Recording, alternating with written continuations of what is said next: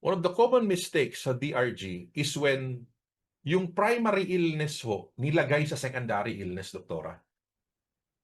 So, when a DRG expert audited yung hospital, okay, ang number one ho, doktora, na mali is yung secondary illness, mali.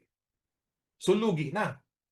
Ang number two na common ho na mali, Dok, is yung primary illness, mali at nilagay siya, Dok, sa secondary, which basically created a disaster.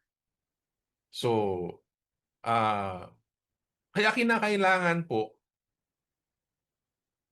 basahin or salain, okay? So, kasi yan ho yung mga common na mali. Okay? Pwede po primary lang ang i-claim kapag pedya.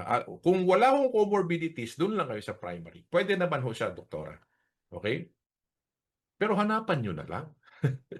I'm not saying you make it fraudulent, but a lot of times so there will be a list of the secondary conditions na pwedeng singilin. It's easy na makita ho ninyo yan. Okay? So I hope masagot yung tanong. So, yan ho yung event natin sa day number 1. Okay? Question, naintindihan ba ninyo? Type 20 kung naintindihan ninyo ang day number 1. Okay? Okay, doktora. Okay po, maraming salamat. We have 20 and we have 20 and we have 20. Okay ha? So, ang next natin is nung tumawid na tayo sa day number 2. Sa day ho number 2, okay, yung pasyente natin, nasa ward na. Ito ngayon. Sa day 2, okay, ito yung vitals. Okay? Lalong pumangit. Nagkaroon na ngayon ng oliguria and you have here the diagnostics, hindi din maganda. So, ang order ngayon, so nag-upgrade na sa tizocin. Okay, and then nag-crystalloid bolus,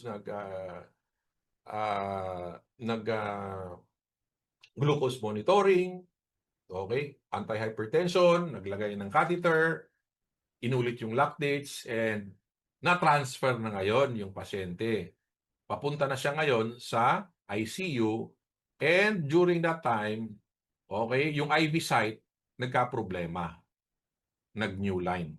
So, yan yung event ha, napakasimple lang ng event sa day 2.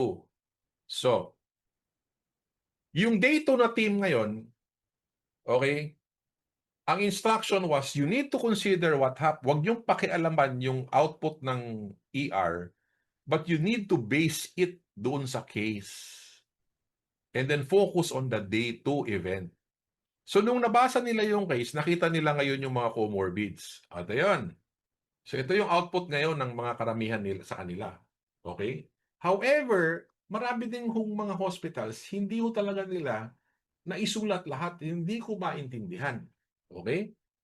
So, eto ngayon. So, there is hypertension, CKD, okay? Kasi makikita mo naman ito sa case eh. So, here alone, you can actually list 12. Okay?